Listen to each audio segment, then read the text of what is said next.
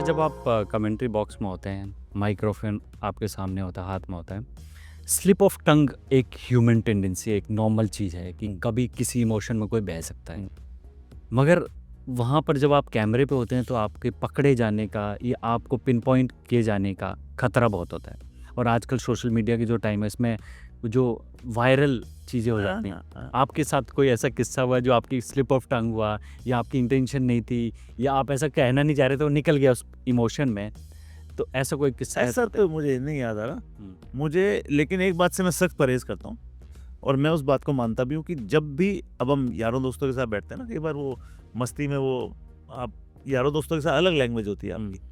तो यारों दोस्तों वाली लैंग्वेज मैं ये हमेशा कोशिश करता हूँ कि जैसे ही आप उस सीमा क्रॉस करते हैं और कमेंट्री बॉक्स में जाते हैं, आप ऑन एयर या ऑफ एयर भी जब आप होते हैं तो भाषा बहुत सोच समझ के बोली जाए, क्योंकि कुछ पता नहीं चलता, कि कब आप ऑन एयर कब थे? लीक भी हो जाए। हुँ, हुँ।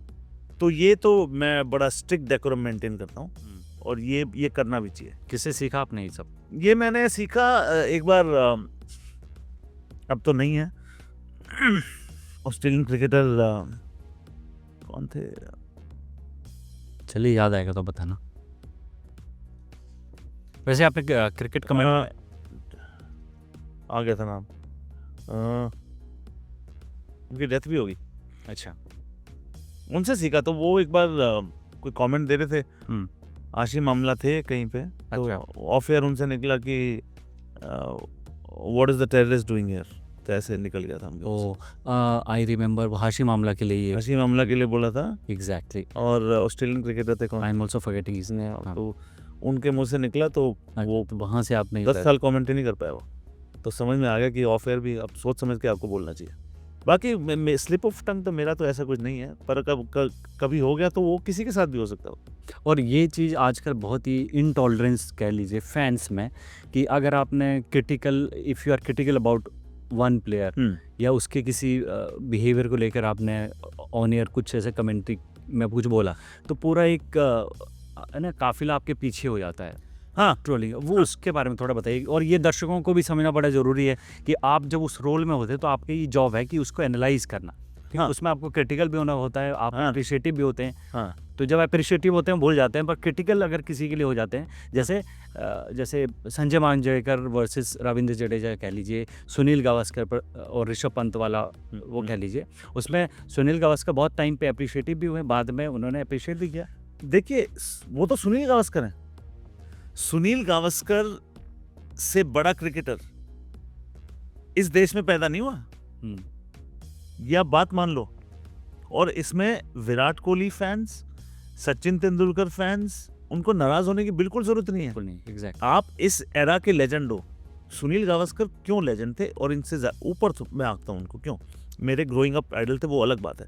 सुनील गावस्कर ने उन विकेटों पे रन बनाए हुए जहां विकेट कवर्ड नहीं हुआ करती थी, जहां फास्ट बॉलर्स के पास लिमिट नहीं थी कि आप सिर्फ एक ही बाउंसर मार सकते हो एक बैट्समैन को ओवर में, ना 6-6 लगते थे।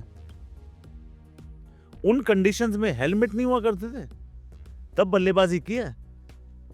वेस्ट इंडीज की विकेटों पे, जहां वेस्ट इंडीज की विकेटों पे फास्ट बॉलर्स आग उगलते थे, आज वेस्ट इंडीज की विकेटों पाटा है। हुँ।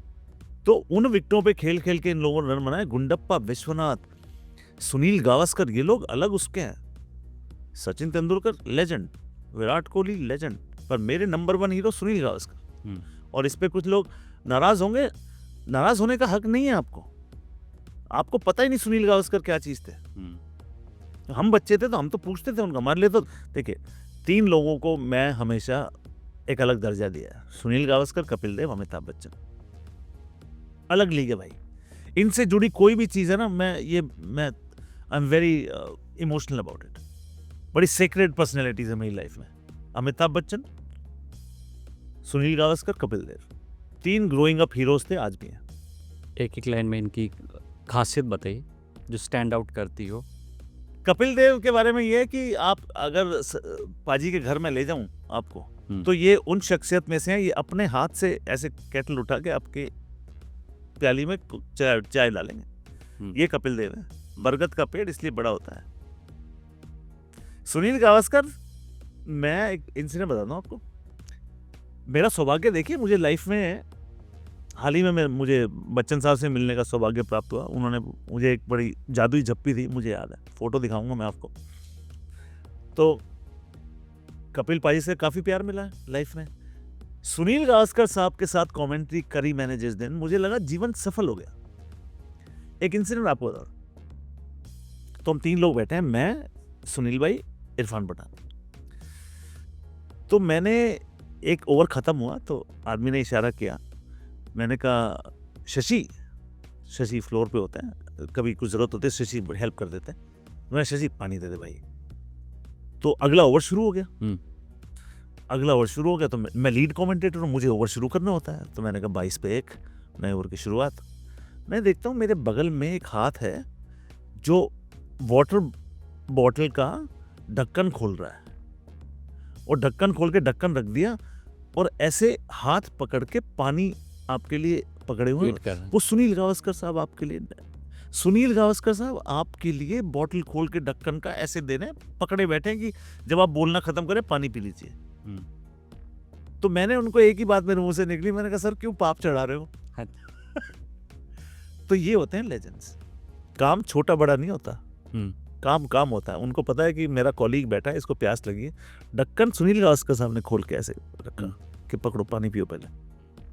तो ये सुनील गावस्कर साहब, तो इनके बारे में यार क्या मैं शब्दों में क्या पिरो पाएंगे? इनको शब्दकोश खाली पड़ा है, कौन सा शब्दकोश इन लोगों को पिरो पाएगा? Amitabh Bachchan, for the way he has carried himself over the number of years, Amitabh Bachchan से बड़ी कोई शख्सियत तो आपको फिल्म इंडस्ट्री में नहीं मिलेगी ना। और ये तीनों शख्सियत, इन्होंने जिस तरीके से अपने आप को हैंडल किया, आप देख लीजिए। आप सुनील गावस्कर साहब के बेटे से मिल लीजिए, आपको मिलकर मजा आ जाएगा। रोहन से मिलकर, इतना रिस्पेक्ट गिविंग लड़का है। तो इन तीनों का कंट्रीब्यूशन, वैसे ही विराट कोहली का कंट्रीब्यूशन, वैसे ही सचिन तेंदुलकर का कंट्रीब्यूशन, वैसे ही महेंद्र सिंह धोनी का कंट्रीब्यूशन। आप सिर्फ एक खिलाड़ी नहीं है, आप एक रोल मॉडल हैं। लोग आपको देख के सीखते हैं। सुनील गावस्कर साहब को देख के आपको समझ में आया कि भाषा कैसी बोली जानी चाहिए। बल्लेबाजी तो ठीक है, उन जैसे कोई नहीं कर सकता था, लेकिन भाषा, लैंग्वेज देखिए आप। वो वाला पार्ट थोड़ा सा रह गया कि जो मैंने पूछा कि जब आप कमेंट्री बॉक्स में क्रिटिकल होते हैं किसी प्लेयर के लिए या अप्रिशिएटिव होते हैं, तो उसके जो फैंस होते हैं वो आपको अलग तरीके से सोशल मीडिया पे मैच के बाद या घेरते हैं। तो उसके बारे में थोड़ा सा कोई एक्सपीरियंस बताइए। उसके बारे में अभी मैंने विराट कोहली के बारे में, हाँ, कॉन्स्टास वाला जो इंसिडेंट था वहाँ पे, अब जब देखिए फैंस का क्या होता है प्रवीण के ना, एक ही चीज को एक फैन बड़ा प्यार करेगा, उसी चीज को वही फैन दूसरे दिन कुछ और कर देगा। एक कोई थे जो मुझे चेस कर रहे थे इंटरव्यू के लिए, साहब मुझे इंटरव्यू दे दीजिए। तो उन्होंने, मैंने महेंद्र सिंह धोनी पे उनकी एंट्री पे कुछ लाइनें मेरी थी, बड़ी हिट हुई। क्या थी लाइनें? तो लाइनें थी कि देखो तो कौन आया है, ये कैसा माहौल आया है, देखो तो कौन आया है, ये कैसा आलम छाया है, वानखेड़े में मानो ये कैसी रुत आई है, वानखेड़े में मानो सरसों उगाई है। मैंने बोला देखो तो कौन आया है, ये कैसी मस्ती छाई है, ये कैसा आलम आया है, कैसी रुत आई है, वानखेड़े में मानो सरसों उगाई है, कि सब पीला ही पीला है। महेंद्र सिंह धोनी आ रहे थे, तो मैंने बोला छक्कों की स्याही माही, ऐसे करके मेरी कुछ लाइंस थी। वो साहब उस दिन उन्होंने डाला कि वाह क्या लाइंस है, पदमजीत शेरावती लिख सकते थे। वो साहब किसी पॉडकास्ट पे जाते हैं, उनसे पूछा जाता है कि आजकल कमेंट्री कैसी हो रही है, कह रहे वैसे पदमजीत शेरावती भी अच्छी करते हैं, पर ये क्या बात हुई, छक्कों की स्याही माही। वही बंदा उसी चीज को क्रिटिसाइज भी कर रहा है, सिर्फ आपको इंटरव्यू नहीं मिला इसलिए। अच्छा, ठीक है। तो फैंस को मैं ये कहना चाहूंगा कि जब आप एक रोल में बैठे हैं, हम किसी बात की निंदा करते हैं कि वो ठीक नहीं है, तो वो इसलिए नहीं है कि हम उनसे प्यार नहीं करते, वो इसलिए भी है कि हम उनसे इतना प्यार करते हैं कि हम नहीं चाहते वो उस स्तर तक जाएं। विराट कोहली कॉन्स्टास से भिड़ेंगे, हमें अच्छा लगेगा क्या? हमारा विराट कोहली का दर्जा वहां है, कहाँ कॉन्स्टास, कौन कॉन्स्टास? तो ये लोगों को समझना चाहिए। वो जो ट्रोल करते हैं वो उनके लिए मैं क्या कहूँ, मेरा सिर्फ मैसेज, मैंने कहा कि मुझे आप कर लीजिए ट्रोल, मुझे कोई फर्क नहीं पड़ता।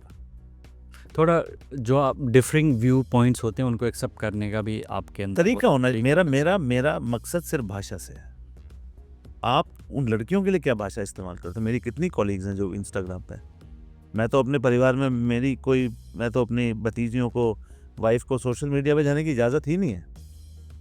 अब क्या माहौल आ गया, क्या कहाँ भेजो, क्या कराओगे आप अकाउंट खुलवा के?